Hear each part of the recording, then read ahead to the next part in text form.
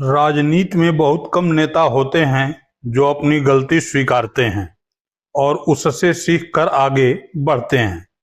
लेकिन जब एक राष्ट्रीय नेता देश के सबसे बड़े वर्ग ओबीसी समाज के सामने अपनी गलती स्वीकार करता है तो ये सिर्फ एक भाषण नहीं, एक सामाजिक क्रांति की दस्तक होती है। मैं बात कर रहा हूं दिल्ली में आयोजित भागीदारी न्याय सम्मेलन में राहुल गांधी के भाषण की। कांग्रेस पार्टी में और मेरे अंदर भी एक चीज मैंने मिस कर दी, एक गलती मैंने की। क्या थी?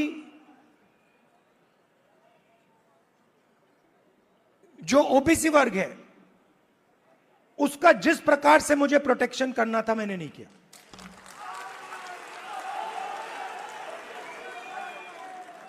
क्योंकि अगर, और इसका कारण था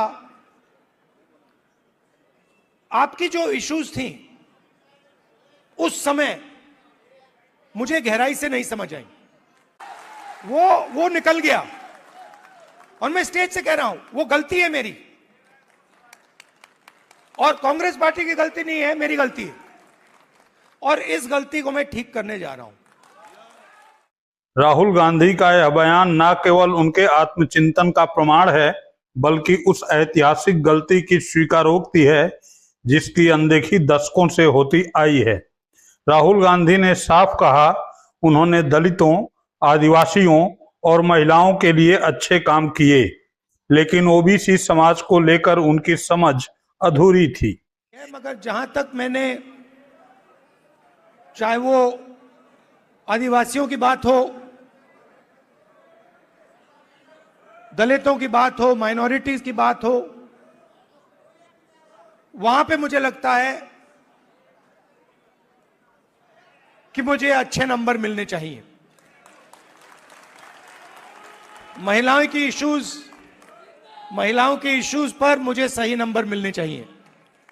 ये वही राहुल गांधी हैं जिनकी सरकार ने मनरेगा लाकर करोड़ों ग्रामीणों को काम का अधिकार दिया, जमीन अधिग्रहण बिल में किसानों की सहमति अनिवार्य की, आदिवासी अधिकारों को संविधान की आत्मा से जोड़ा, जमीन अधिग्रहण बिल किया,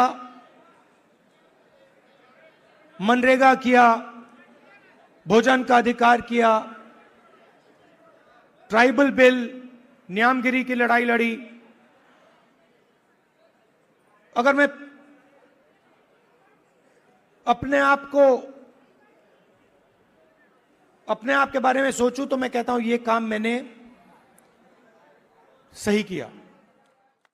लेकिन ओबीसी, राहुल ने एक बेहद गंभीर बात कही, ओबीसी की समस्याएं छुपी रहती हैं। देश की आधी आबादी, लेकिन संसद और सिस्टम में नाम मात्र की भागीदारी। क्या ये कोई संजोग है? राहुल गांधी ने ऐलान किया अगर उन्हें ओबीसी के मुद्दे पहले समझ में आए होते तो उसी वक्त जातिगत जनगणना करवा देते। अब राहुल गांधी इसे सुधारने की बात कर रहे हैं क्योंकि उन्हें एहसास हो गया है संख्या गिनना सिर्फ गणित नहीं, न्याय का सवाल है। अगर ओबीसी की जो इश्यूज हैं, जो मुश्किलें हैं, वो छुपी रहती हैं, आसानी से नहीं दिखती हैं। मेरी रिग्रेट क्या है कि अगर मुझे आपकी हिस्ट्री के बारे में, आपकी इश्यूज के बारे में थोड़ा सा भी ज्यादा मालूम होता, मैं तभी जाति जनगणना करा देता।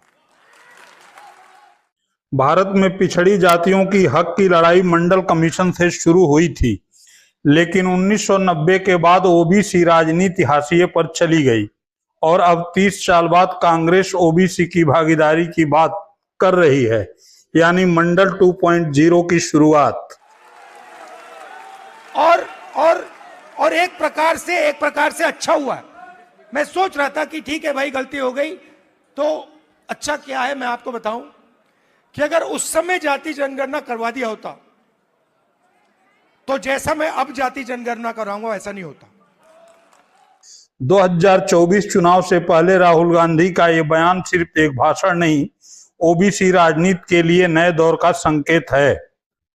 क्या कांग्रेस अब ओबीसी समाज की आवाज बन पाएगी या ये सिर्फ एक राजनीतिक चाल है? इसका जवाब समय देगा, लेकिन एक बात तय है, देश का सबसे बड़ा वर्ग अब गिनती मांग रहा है। एक नेता की सबसे बड़ी ताकत होती है खुद में झांकने की हिम्मत, और वही राहुल गांधी ने किया। क्या ये सिर्फ भाषण था या बदलाव की आहट? फैसला अब आपके हाथ में है, क्योंकि लोकतंत्र का मतलब ही है सबकी गिनती, सबकी भागीदारी। अगर आप चाहते हैं कि हर वर्ग को उसका हक मिले तो वीडियो को लाइक करें, शेयर करें और चैनल को सब्सक्राइब करना न भूलें। जातिगत जनगणना पर अपनी राय नीचे कमेंट में लिखें, हम आपकी आवाज को आगे बढ़ाएंगे। हाँ, एक बात तो रह गई, राहुल गांधी बोलें और प्रधानमंत्री मोदी का जिक्र न आए, यह कैसे हो सकता है? तो लीजिए वह भाषण भी सुनिए जिसमें राहुल गांधी ने मोदी पर टिप्पणी की है। नरेंद्र मोदी कोई बड़ी प्रॉब्लम नहीं,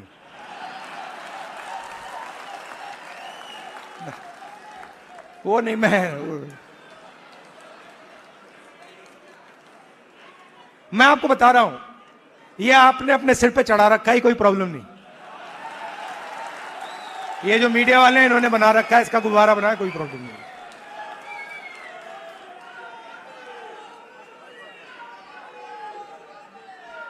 अब पहले तो मैं मिला नहीं था, अब 2-3 बार मैं मिल भी लिया हूं, बात समझ गया हूं मैं, कुछ नहीं उसमें।